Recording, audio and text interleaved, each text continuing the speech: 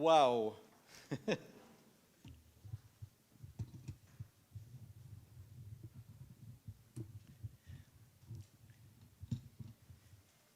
יש לי כמה מילים על הפייפר שלי, אבל הלב שלי מלא עם מרגשים, עם אמושן, להיות פה, אותנו. ברוכים הבאים, ברוכים הבאים לכולם. I'm Bill Lipsey. I'm the founder and the chair of the Honey Foundation for Israel, and I'm very, very proud to be with all of you. You know, there are two kinds of dreams that we all have. There's the kind that are accidental when we're asleep, and then there's the kind that Herzl talked about that we will. And you all participating and sitting together and learning from one another and sharing with each other is my dream. And I think because you're all here, it's part of your dream. So this is an incredible moment for all of us. This is the first, we hope dearly, annual Honey Foundation Conference.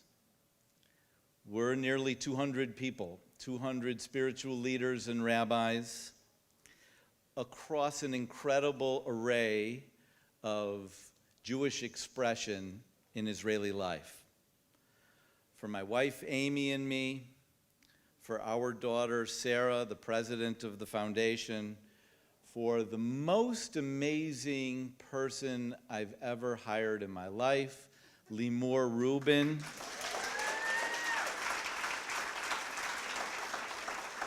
Really the person who conceived and produced this entire experience today.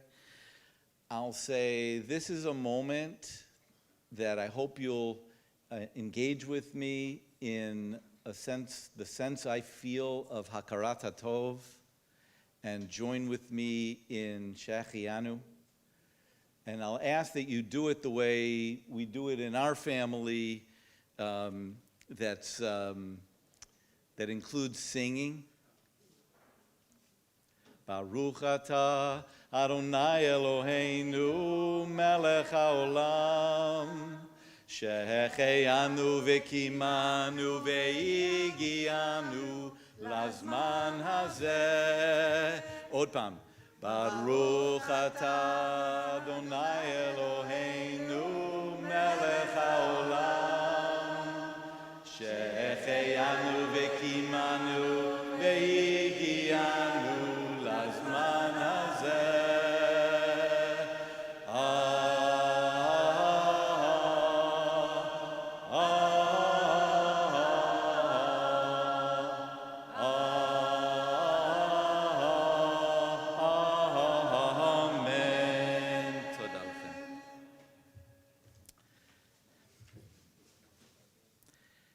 So I want to set the stage this morning with the words of the blessing that are very familiar to us that we say when we are called for an Aliyah LeTorah. Baruch atah Hashem Elokeinu melech haolam asher bachar banu mikol amim v'natan lanu et Torato. Baruch atah Hashem noten haTorah. So these are words that we say over and over again. We've been chosen, asher bachar banu, mikol amim, from all the people of the world, v'natan lanu, to receive the gift of God's Torah, et Torato. Now, I have to admit for myself, I often race through this blessing on my way to hear the Kriyah. However,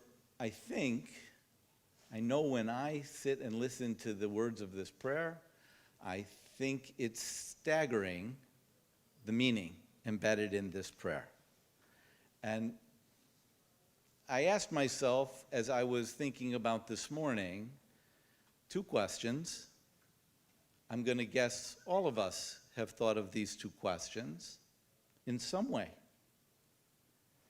So what am I doing with my share of bachar, of my share of chosenness? How do I take responsibility for Natan lanu et haTorah, for my inheritance, God's Torah? So these are existential questions. These are central questions in my own spiritual life. So I'll ask you for a moment, just hold these questions in your mind, and I'll return to them. I want to start my remarks, though, with an explanation of our name. So those of you who haven't heard me told the story, this will be nice. Those of you who've heard me tell this story, I hope you'll enjoy it again. So our name, the Honey Foundation for Israel, is an important name in our family. Honey was my dad, Jack Lipsey, Livrona Livracha, Zichrono Livracha. Jack Lipsey passed away a little over 3 years ago. And my dad was blessed to have 10 grandchildren. And our daughter, Sarah, is the oldest of those grandchildren. And my dad, you know, there's actually only one time in our lives when we get to choose our own name. It's when we have grandchildren. And so my father was so excited that he was going to be called Grandpa, which is what his father was called. And so he was certain that was the right name. Only Sarah at age 2, even though she was extraordinarily verbal, couldn't say Grandpa. So she heard my mom yell for my dad in the next room, the way American wives yell for their husbands. No, I don't mean, hey, so-and-so. I mean, honey. It stuck. Sarah heard it. She started calling him honey. And my dad loved it. He wore that like a badge of honor. It actually became his business card. I know, that story is really charming, but I'm going to say it's more than just charming. Sarah was exactly right as a 2-year-old child. Honey was the exact right name for my dad. My dad was sweet, and he also happened to be an ardent Zionist. So in his memory, we decided to try and help make change. A big change at the grassroots level in Israel. We started the Honey Foundation to enable a cultural and social transformation in Israeli society. My dad used to say, dream big, don't do things incrementally. And I'll just say, I've lived my life like that, and I know each of you live your life as spiritual leaders, live your lives like that. Dream big. So we do. We seek to effect this change through the empowerment of community rabbis and spiritual leaders. We're hoping that what we're doing is helping you reimagine the life-transforming work that you, great spiritual leaders, are doing. We hope that what we're doing is raising the stature of you in society.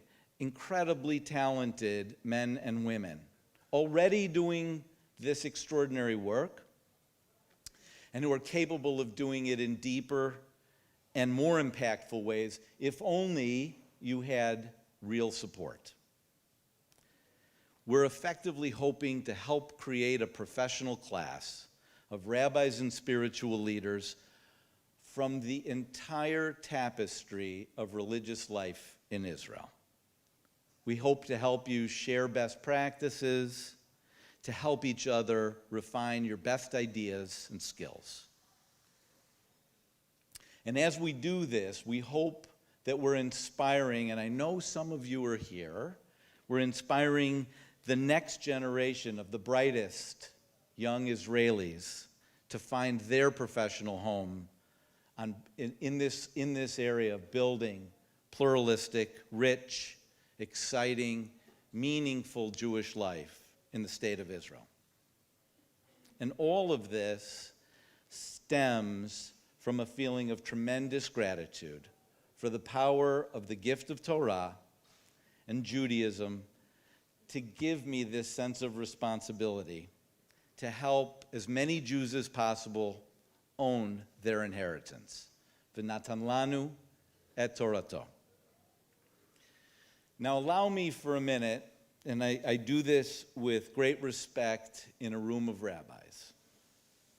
Allow me to anchor these ideas behind our founding in some Torah that I've learned from two of my rabbis, one of whom happens to be here today, Rabbi David Hoffman, one of whom is in my community in New Jersey, Rabbi Ari Lucas. So in a little more than a month, we'll be reading Parshat Balak. So in Parshat Balak, king of Moab, we learn he tries everything he can to get Bilam, so we'll call him a spiritual hitman, to curse Bnei Israel. Balak commands Bilam to curse the Jewish people. But as we know, the only words that come out of Bilam's mouth are prayer, are words of blessing.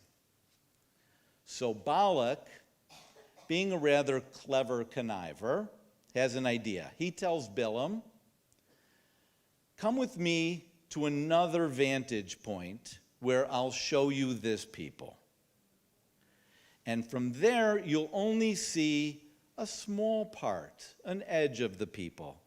You will not see all of them. V'chulo lo tireh. And from there, you will damn them for me.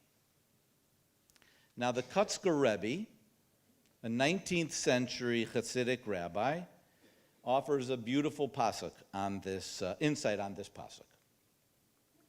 He said that Balak actually understood a very deep truth about us Jews. So how was Balak going to cause Bilam to curse us? He was going to do it by taking Bilam to a place where he could only see a small portion of us. He knew in his heart, he knew the truth. He knew that if you see the entire Jewish people in our fullness, in our entire tapestry, in our symphony, in our unity, he can't curse us. As long as he sees us, he can as long as he only sees a small piece, he could. V'chulo lo tireh. The Kutzker rabbi knew that our strength as Jews and as a people emerge from the breadth and inclusion of one another. So, my friends, this is the entire idea for the Honey Foundation. Our collective strength, our collective grandeur can only be experienced when all the expressions of Judaism are allowed to flourish. And also, by the way, this is not such an American concept. This one, what I've just described, was described first by Rav Kook. So Rav Kook, the first Ashkenazi chief rabbi of British Mandatory Palestine, he wrote about his understanding of his idea of ultimate truth. He likened the idea of truth to a building, to a physical structure, and he offered the following radical understanding. Habinyan yibaneh michlakim shonim. The building, this structure representing absolute truth, Rav Kook says, will be built from different parts. Ha'emet shel or ha'olam yibaneh mitzdadim shonim. Mishitot shonot she'elu ve'elu divrei Elohim chayim. The ultimate truth of the light of the world will be built from different sides and even from different approaches to life. For all of these different shitot, these different approaches, represent the word of the living God. What Rav Kook says is that only through gathering different and sometimes even contradictory ideas and philosophies, that's when the full power and the grandeur of Judaism are revealed. Balak understood that. One expression of Judaism, one particular Jewish community, does not represent the fullness of the house of Israel. The Honey Foundation is here to support and nurture these compelling and different expressions of Judaism.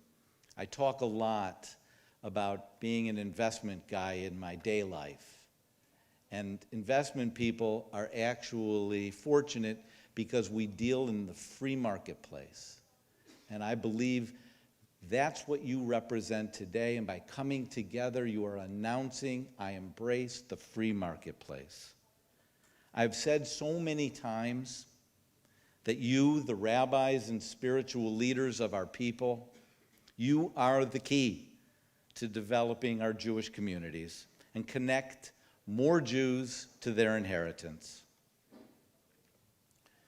This will not surprise an Israeli group, but to me, this moment in time when we're coming together, the world feels more fragile than I remember feeling ever in my life.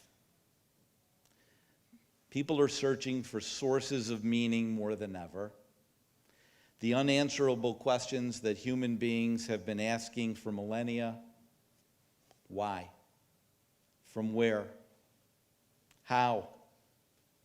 They're being asked by more of us and with greater urgency. We all just want to feel more connected. And in a world laden with technology, we find out that very often the technology brings us together, but more often it tears us apart and keeps us isolated. Rabbis, spiritual leaders, speak to this from a position of great authority. And great rabbis and great leaders provide comfort that the future can be bright. That's why we're here, and that brings me to my initial questions. What am I doing with my share of chosenness? How am I taking responsibility for the gift of Torah that's my inheritance? My answer is probably pretty obvious.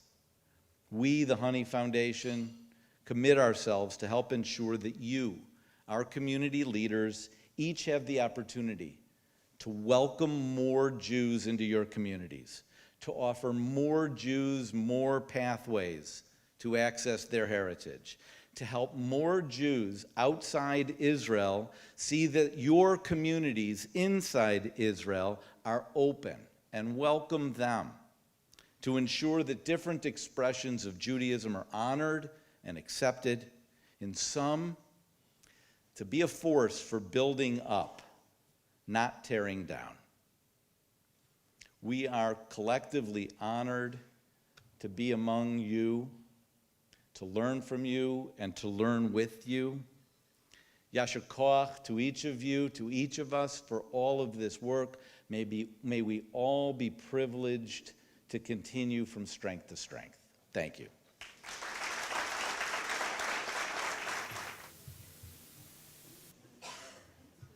Yeah? I'm too short, sorry. Thanks. Okay, thanks. My name is Sarah Lipsey Brokman. I'm the president of the Honey Foundation. I am overwhelmed with gratitude to all of you for taking the day to be here together with us. My dad spoke so beautifully, and I want to start by just saying thank you to my parents for being my mentors, my heroes, and showing me the way of how to be a chalutza in the world.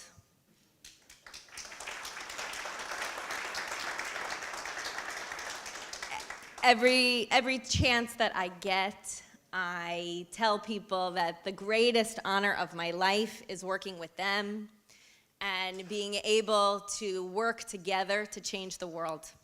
And I really believe, looking at all of you right now, we are changing the world. So I want to just start quickly. I want to tell you a story that happened to me over the last 6 weeks. I am blessed. I have 3 children who are 6, 3, and 8 months. And my daughter, who is 8 months old, has been having some health challenges over the last 6 weeks. And some really scary things have happened. And she stopped breathing in my arms, and I had to call an ambulance, and it was a terrifying moment. And it happened again, and then it happened again. And so I thought to myself, and I talked to my husband, I talked to my parents, and I said, I don't think I can come to Israel. I don't think for all of this work, all of these years of work we've been doing together, I'm gonna miss this because my daughter is at home, and what are we gonna do? We work together with our doctors, and the doctor keeps saying to me, the emergency is over, she's gonna be okay. And I am so lucky to be part of a kehillah in New Jersey with 2 amazing community rabbis, Rabbi Jesse Olitsky and Rabbi Rachel Martyr, and they talk to me every day, and they gave me strength, both in my soul, spiritual strength, but also said to me, Sarah, your kids come every day to this school. We're down the hall. We are your emergency contact. Not only are they there for me spiritually and raising me up and taking care of my family every day, they are walking, checking that my kids are okay. And they are the reason that I'm here and able to be here with all of you. And I, with all of my heart and soul, believe every Israeli deserves to have a rabbi or spiritual leader to take care of them in the way mine take care of me.